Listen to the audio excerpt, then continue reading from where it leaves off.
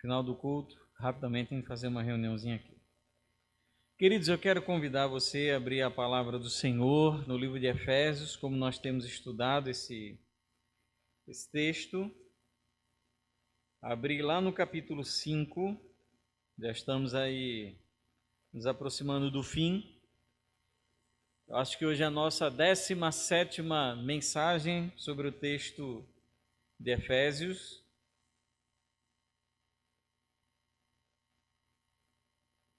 Nós vamos então ler capítulo 5, do versículo 3 até o versículo 14.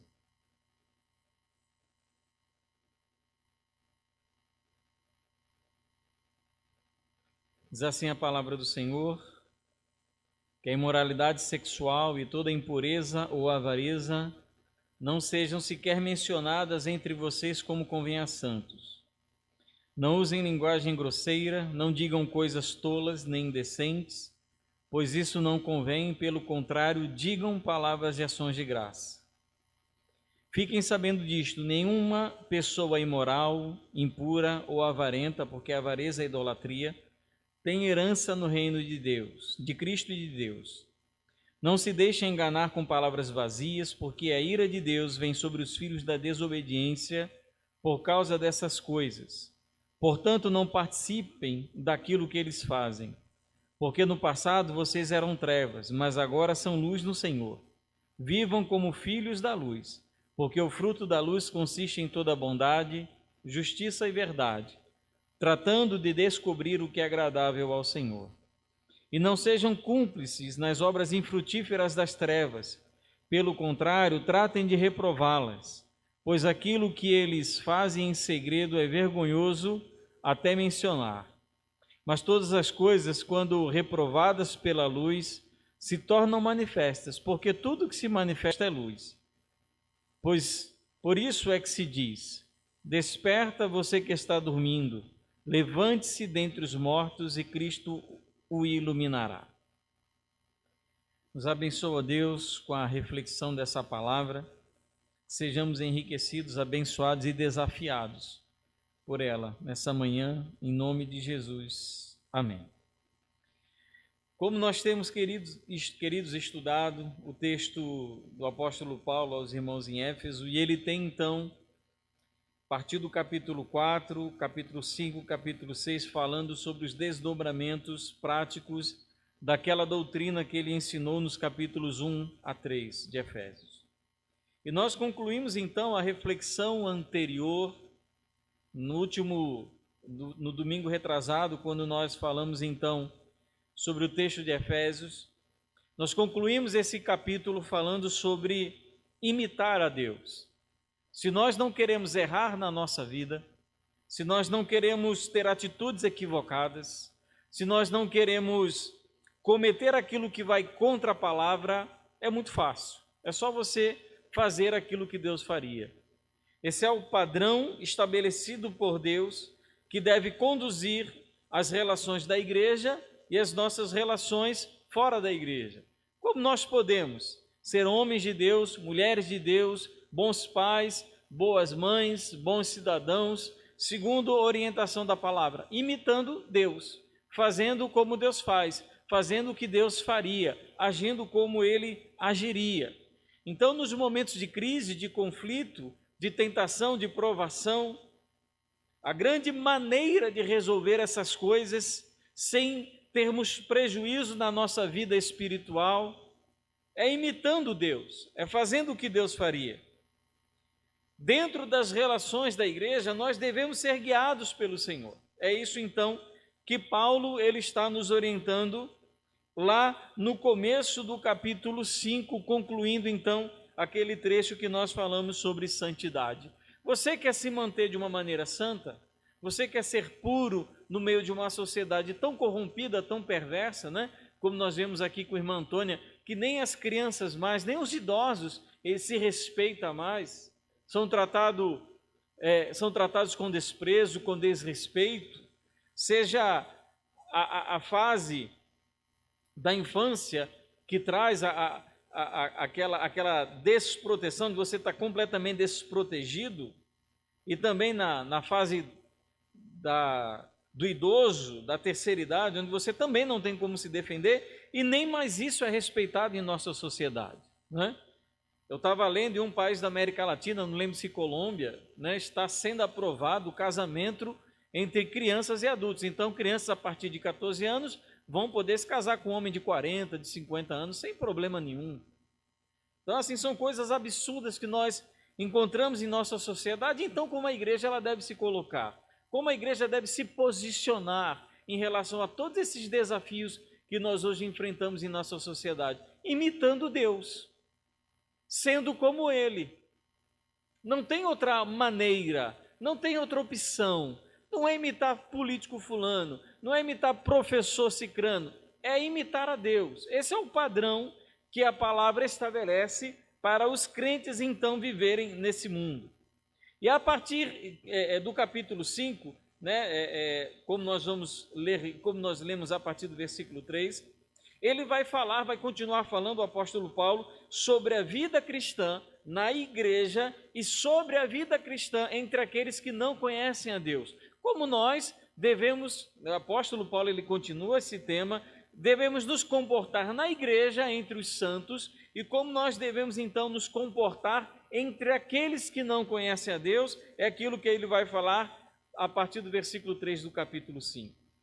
Primeiro, versículos 3 a 7, ele vai chamar a atenção dos crentes sobre pecados que o cristão deve evitar a todo custo, de que não deve sequer nomear, mencionar na igreja do Senhor, de que nós não devemos tolerar, aceitar, de que devem ser evitados. Nós devemos empenhar todos os esforços para não sequer permitirmos que a nossa vida, a vida do próximo, se enrede na prática desses pecados. Que pecados são esses? Versículos 3 a 7. São 3 pecados que Paulo ele chama a atenção da igreja, que são perniciosos, destrutivos em todas as áreas da nossa vida. Ele destrói as relações, tanto da igreja, quanto da família, quanto da sociedade. Que pecados são esses? Primeiro, pecados sexuais.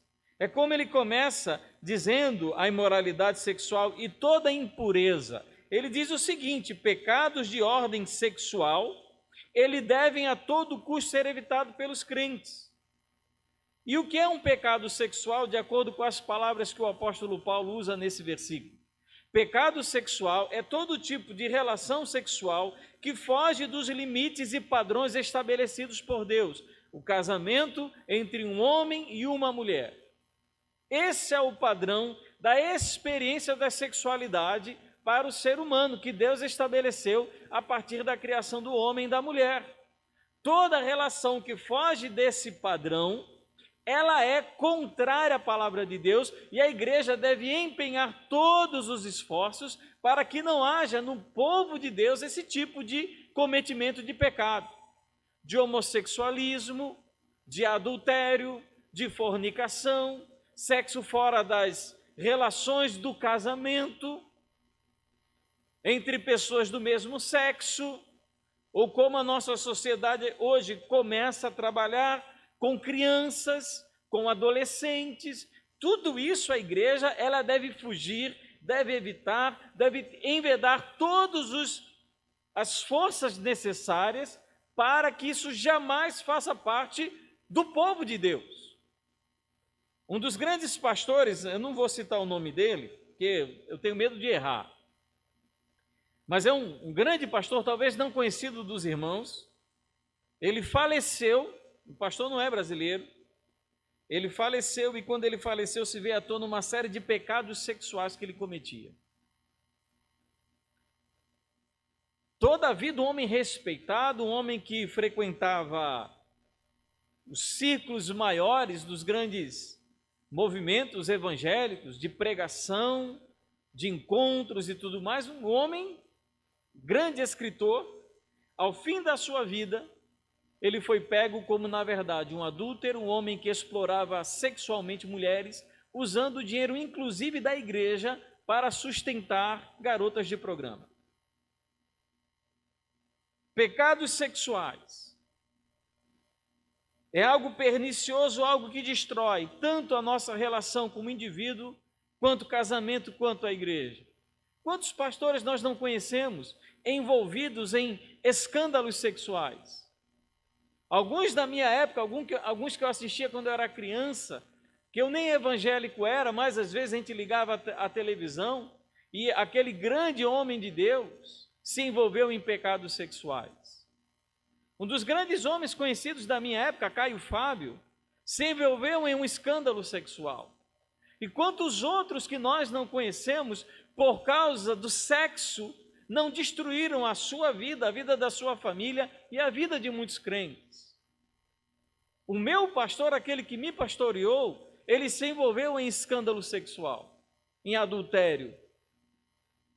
Quantos? A igreja ela deve tomar todos os cuidados, os crentes, jovens, adolescentes, maridos, esposas. Eu estava lendo uma pesquisa, estudando um pouco sobre esse tema, eu estava lendo uma pesquisa de que no ano de 2020, durante a pandemia, o acesso a sites pornográficos aumentou 600%. Eu queria que o salário da gente aumentasse nessa proporção. Eu queria que a atividade econômica do Brasil aumentasse 600%. Eu queria que o número de crentes que vão à igreja de maneira mais comum, já que teve uma debandada, talvez parte desses crentes que não vêm à igreja compõem esses 600% que encontram agora o prazer da vida na pornografia.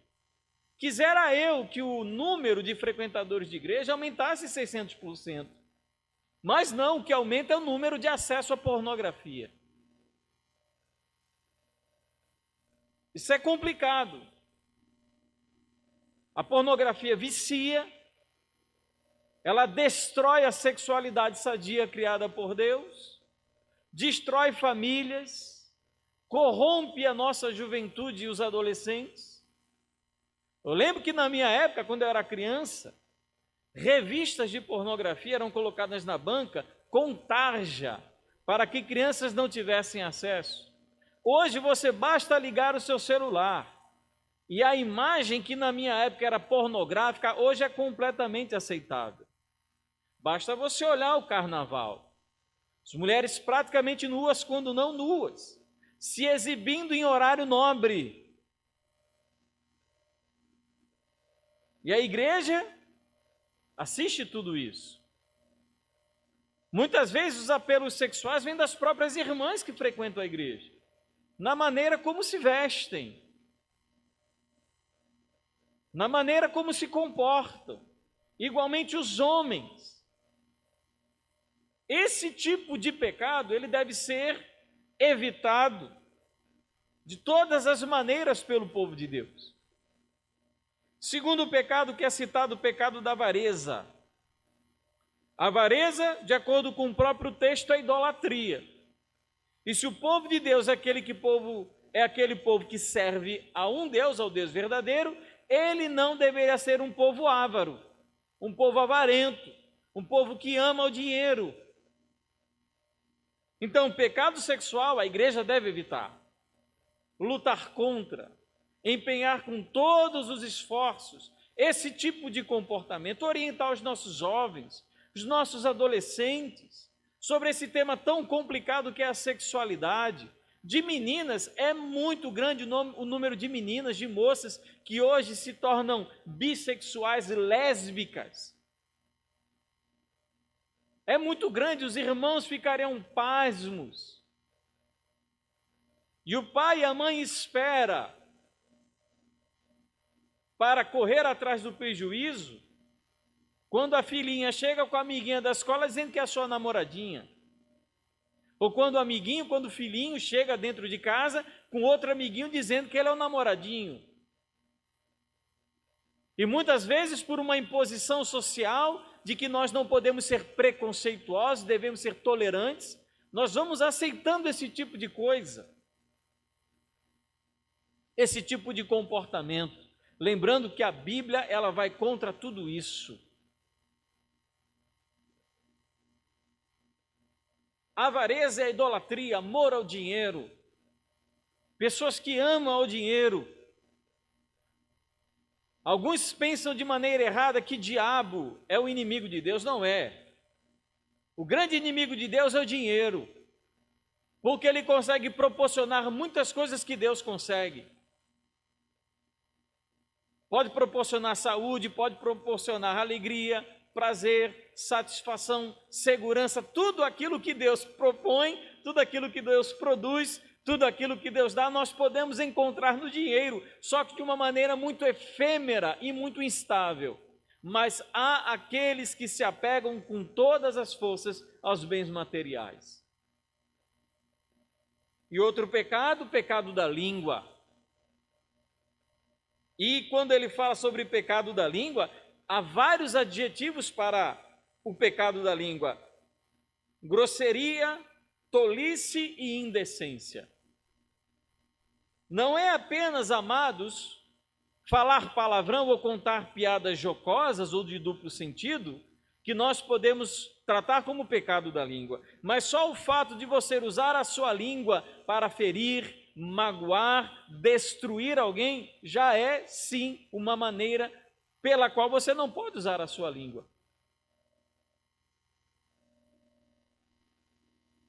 E querido, se eu pudesse elencar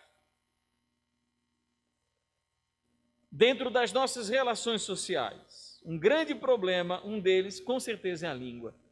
Tanto que Tiago, no capítulo 3, ele passa praticamente todo o capítulo tratando acerca desse problema, da língua, da maneira como os crentes usam a língua.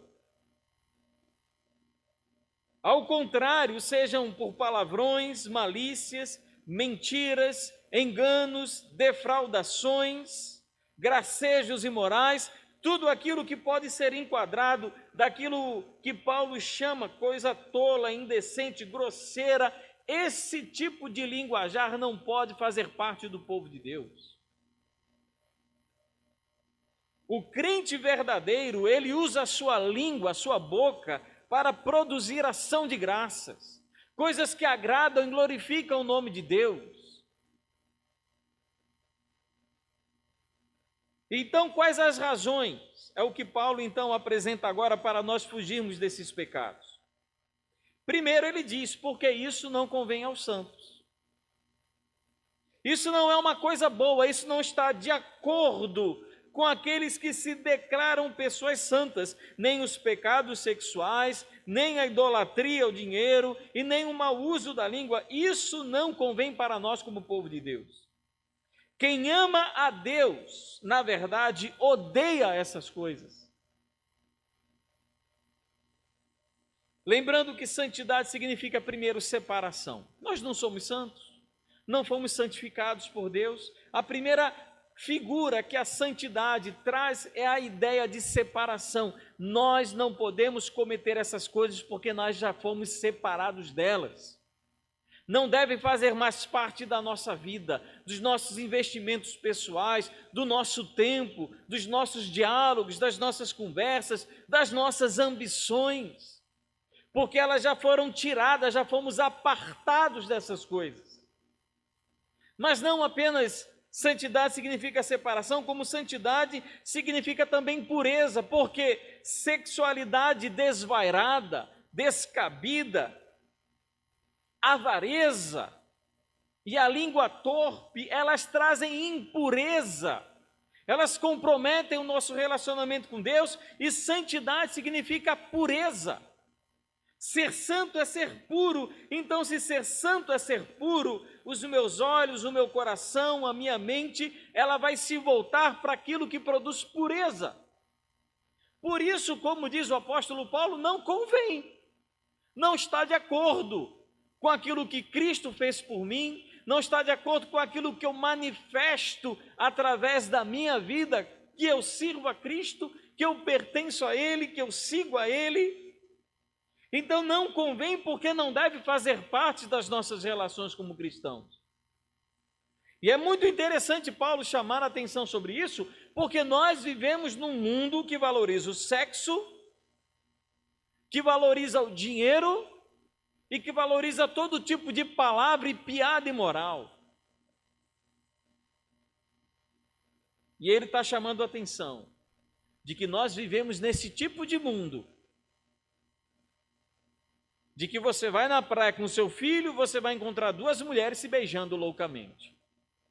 Como aconteceu de eu ir em Ponta Negra, não com Thomas, não sei se a Ana Laura lembra, a gente com um grupo de amigos, o que você mais via era homem com homem, mulher com mulher.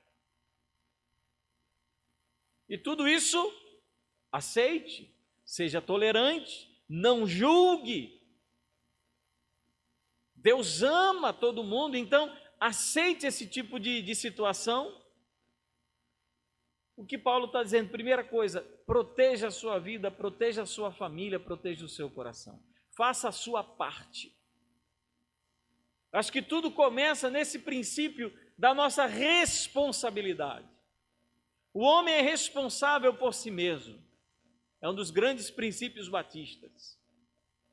Nossa responsabilidade individual. Então, já que eu sou responsável, eu vou tomar todos os cuidados para que eu não seja atraído e comprometido por essas coisas.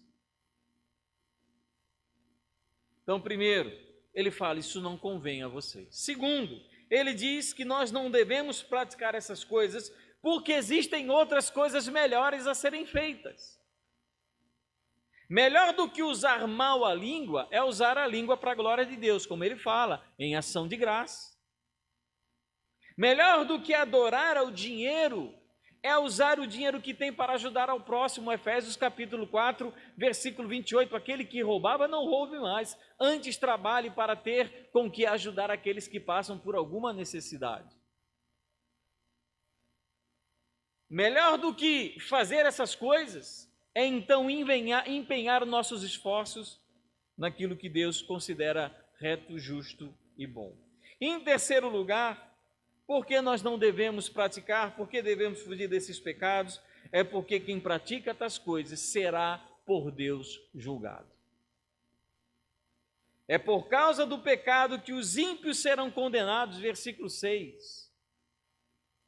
Deus está irado contra os filhos da desobediência, que são as pessoas que cometem este tipo de pecado. Os imorais, os avarentos, os de língua maldosa, Deus, ele está irado contra eles. Portanto, se nós que conhecemos a Deus, tememos o seu julgamento e sabemos aonde esse julgamento irá conduzir o ímpio, nós não devemos praticar aquilo que vai levar o ímpio para o inferno.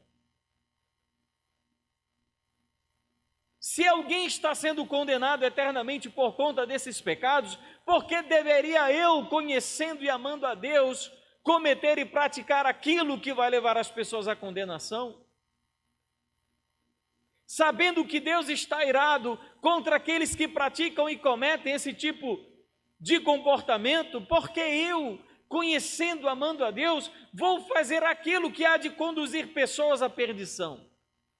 É uma ótima razão para você simplesmente tomar cuidado com a sua vida sexual, com o seu amor ao dinheiro e com a sua língua, porque Deus vai condenar pessoas por causa dessas coisas. Ao contrário, versículos 8 a 14, os crentes devem viver como filhos da luz, não praticantes desses pecados que conduzem os ímpios, os pecadores, aqueles que não conhecem a Deus, ao castigo eterno. Mas nós devemos viver como filhos da luz, porque essa vida caracteriza os desobedientes. Aquele que se empenha na prática de toda dissolução sexual, ele não liga para Deus. Aquele homem casado que chama uma mulher para ir para o motel, ele não ama a Deus. Aquele homem que fica procurando na internet relação sexual com todo tipo de situação, ele não conhece a Deus. Porque então nós vamos desenvolver uma vida que caracteriza aqueles que jamais conheceram a Deus? Versículos 8 a 10, ele vai dizer que nós somos luz no Senhor. Nós, aqueles que conheceram a Deus, aqueles que amam a Deus, todos nós, um dia tivemos esse tipo de vida. Estávamos em desobediência, desonrando a Deus com a nossa vida e com o nosso comportamento.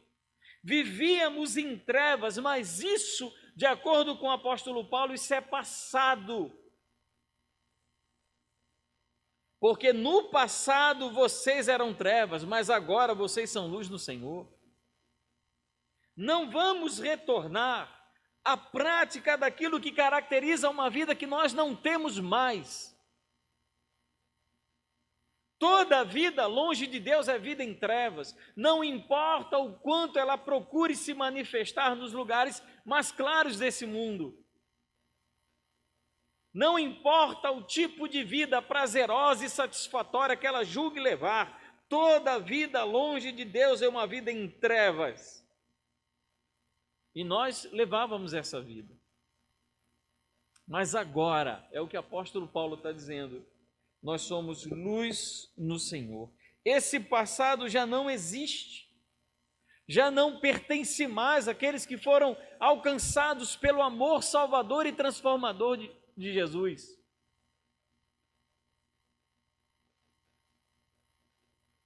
Nós agora somos luz.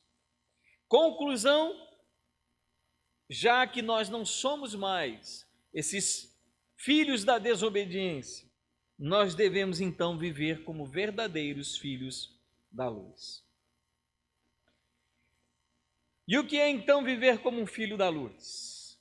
Duas coisas que Paulo nos ensina aqui. Primeiro, ser filho da luz se caracteriza por fazer a vontade de Deus. Olha que interessante. Procurando descobrir o que é agradável ao Senhor. Na minha vida, como crente, como esposo, como pai, como cidadão, como pastor, o que eu preciso descobrir? Qual é a minha ambição? Qual é a minha busca, a minha procura? É descobrir o que Deus quer, aquilo que agrada a Ele. Então, viver como filho da luz significa agradar ao Deus da luz, fazer aquilo que Ele gosta, aquilo que está na sua palavra. O que me agrada, o que enche o meu coração e o que me alegra não é quando a minha vontade plenamente se realiza, mas quando eu consigo descobrir e realizar aquilo que Deus quer para mim. Então, primeiro, viver como filho da luz significa fazer a vontade de Deus. Em tudo, absolutamente tudo. Eu fico me perguntando se é a vontade de Deus, que tantos crentes que poderiam estar aqui estão hoje em casa, é isso que Deus quer? Que você seja um crente virtual, que você não se envolva com o ministério ativo da igreja, que você tenha uma vida apática religiosa. Antigamente, religioso era aquele que vinha todo domingo à igreja e não fazia mais nada. Eu estou certo ou estou errado? Vocês lembram disso? É o crente 3S, salvo, sentado e satisfeito? Hoje em dia não, hoje em dia a pessoa é crente e nem sequer vem para a igreja. E eu fico me perguntando, essa é a vontade de Deus? Que nós resumamos a nossa espiritualidade e o nosso serviço a Ele a um culto de domingo? E eu não estou falando em relação à frequência da igreja. Estou falando da oportunidade de adorá-lo e servi-lo em todo lugar.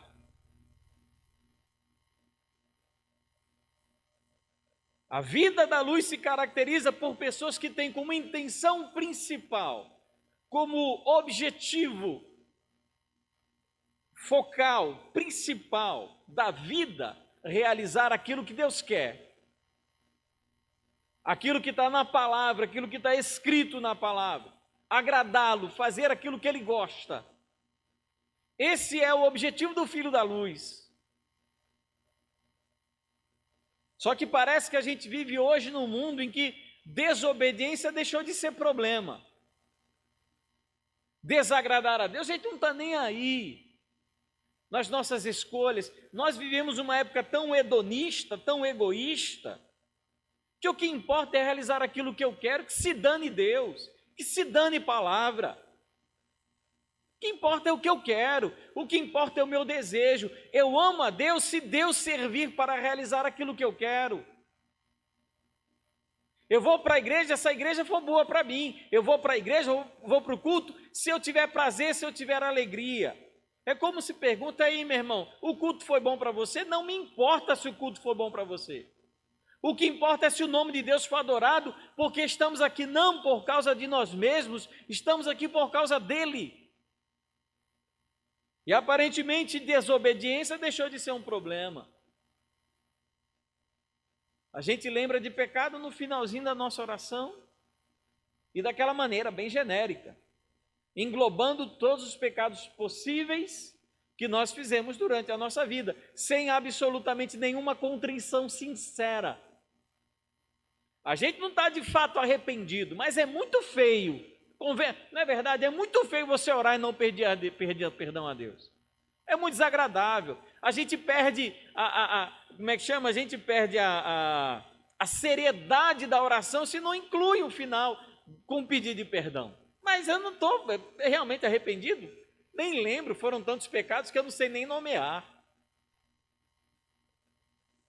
Nós devemos fazer aquilo que agrada a Deus. Queridos, isso é profundamente desafiador. É tão desafiador que a gente chega a uma conclusão. Eu só posso fazer isso se Deus, Ele agir em meu favor.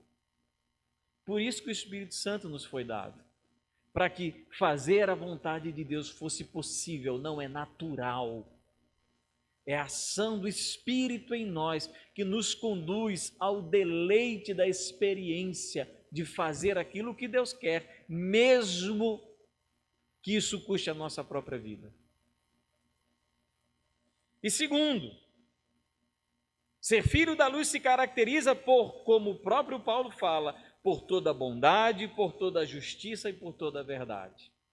Quem é filho da luz é bondoso, é justo e é verdadeiro. Bondade significa excelência de moral e caráter produzido pelo Espírito Santo. É aquela pessoa que essencialmente é uma pessoa boa em todos os aspectos da sua vida. Aquela pessoa que sabe pedir perdão quando magoa alguém. Aquela pessoa que sabe perdoar quando é ferido. Aquela pessoa que sabe fazer o bem para aquela pessoa que ela não gosta ou a pessoa que não gosta dela. É a pessoa que mesmo quando ofendida, ela consegue ser uma pessoa boa para o seu ofensor. É aquela pessoa que não guarda mágoa, rancor, aquela pessoa que sabe fazer uso bom da sua língua. É uma pessoa que tem toda a bondade, assim como o Senhor Jesus. Quando ele sofria impropérios, ele dizia: Pai, perdoa, porque eles não sabem o que fazem. Justiça. Justiça é fazer aquilo que é reto aos olhos de Deus. Não é fazer o que você acha ser certo, mas aquilo que Deus considera como certo. E verdade. Verdade significa integridade, confiabilidade e honestidade. Isso é ser uma pessoa da verdade. Diante dessa vida como luz que nós descobrimos em Efésios capítulo 5, como Paulo nos ensina, qual deve ser então a nossa atitude nesse mundo de trevas? No mundo ímpio, que vai para um rumo e um lado completamente diferente daquele para o qual nós nos movemos. Primeiro, uma atitude de reprovação. Versículo 11 diz assim: e não sejam cúmplices das obras infrutíferas das trevas, pelo contrário, tratem de reprová-las. Crente não é para ficar calado. Devemos reprovar. Primeiro, não nos tornando cúmplices. Tomar parte do pecado que as pessoas cometem não é uma atitude genuinamente cristã.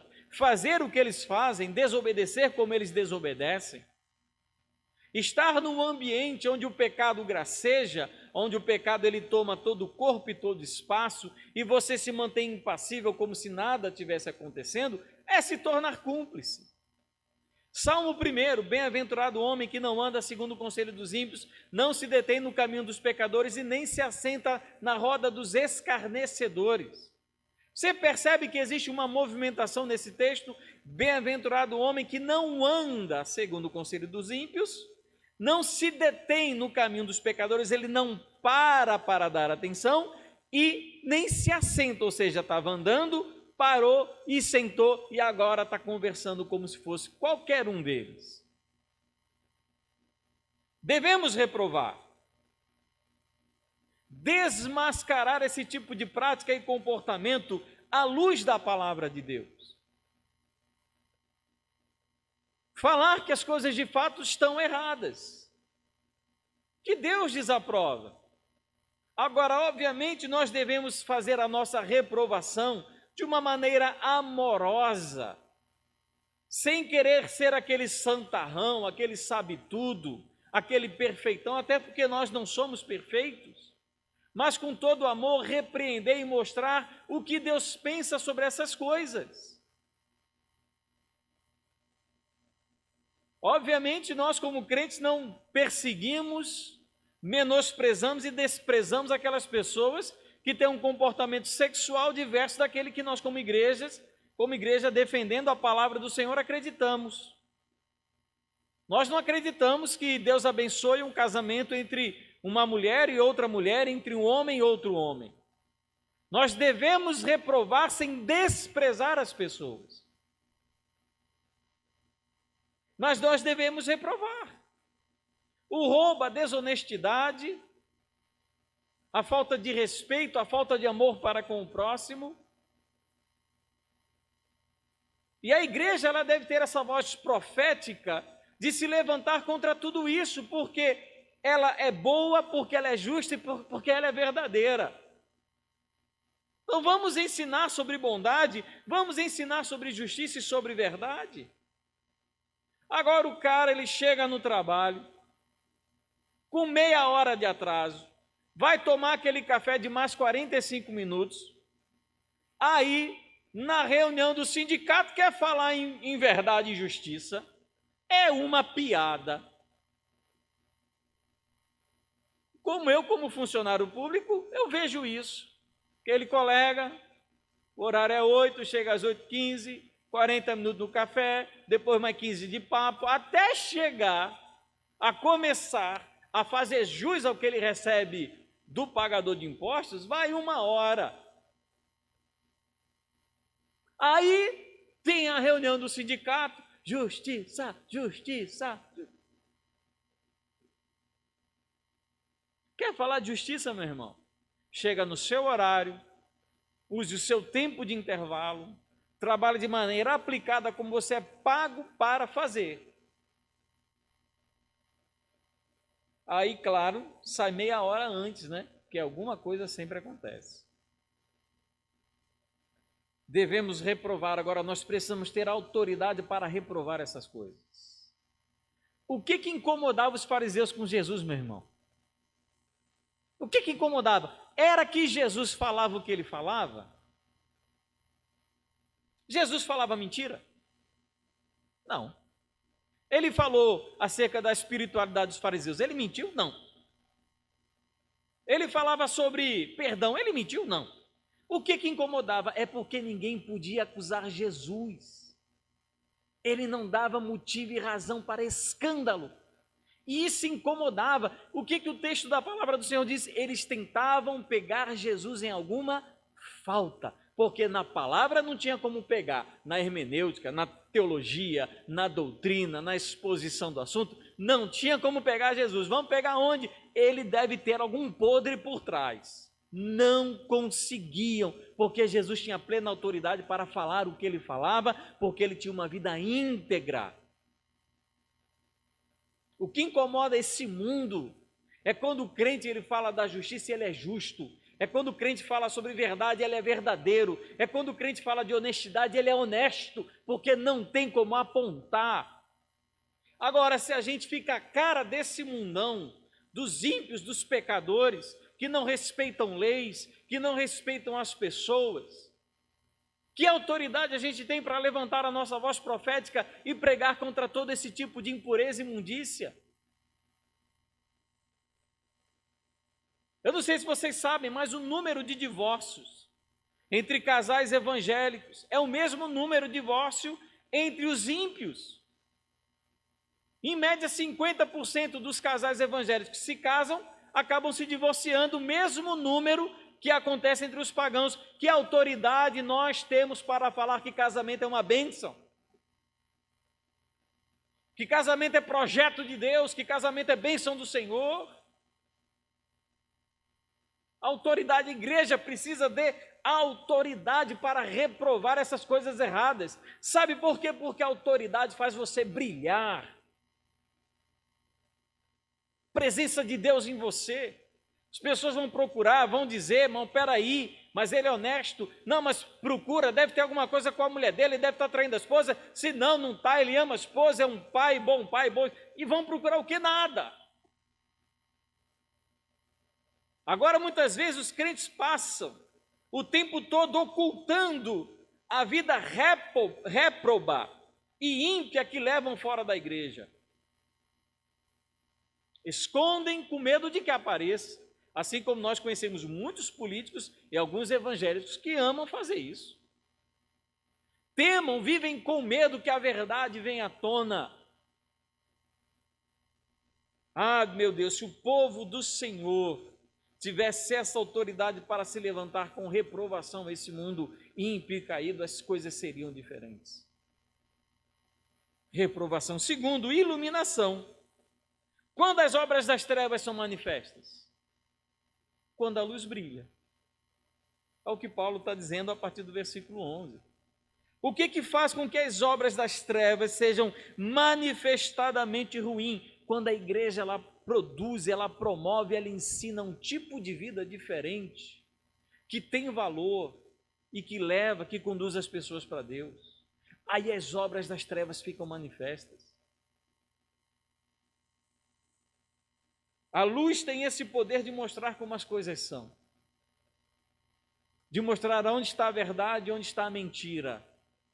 Agora, sabe por que muito crente não gosta de luz? Porque ele mesmo leva uma vida em pecado, então vive se escondendo, vive se ocultando, não quer saber de vir para a igreja, não vem para oração, não quer saber de estudo bíblico, porque ele quer viver se escondendo. E pense o negocinho bom para esconder crente em pecado, é o tal do culto online. Eu não estou dizendo que todo crente que assiste culto online está em pecado, mas eu estou dizendo que isso é bom para quem quer se esconder. Iluminação. Seja luz no mundo em trevas, viva o evangelho, faça a vontade de Deus. Devemos reprovar e iluminar para que as pessoas vejam de fato aonde está o erro. Qual é o grande problema? O grande problema, Paulo, ele aponta a partir do versículo 13. Mas todas as coisas, quando reprovadas pela luz, se tornam manifestas, porque tudo que se manifesta é luz. Por isso é que se diz: desperte você que está dormindo, levante-te dentre os mortos e Cristo o iluminará. Qual é o problema? O problema é que as luzes estão apagadas e os crentes estão dormindo. É o que Paulo está dizendo. Por que falta luz nesse mundo? Porque os crentes estão apagados, eles estão dormindo. É interessante a maneira como ele coloca. Ninguém sabe de onde Paulo tirou. Alguns suspeitam que tenha sido do texto de Isaías e outros acham que Paulo tirou isso de um cântico que era cantado na igreja com base no texto de Isaías. Mas ele está dizendo: desperta você que está dormindo. E onde é que a pessoa está dormindo? Ela está dormindo entre os mortos. Se iguala. O nosso sono é tão pernicioso para esse mundo quanto a morte dos ímpios. Desperta tu que dormes dentre os mortos. A visão aqui é um necrotério. Necrotério tem lá 20 cadáveres. Só que dentre esses 20 tem um que não está morto, está dormindo. O risco é você ser enterrado junto com os 20, com os 19. Porque você está dormindo de maneira tão profunda que é a mesma coisa que você tivesse morto. O que nos coloca numa situação muito clara. Ou nós estamos brilhando ou estamos dormindo, apagados. Não existe meia chama. Não existe bruxuleio no reino de Deus. Ou você brilha ou você dorme.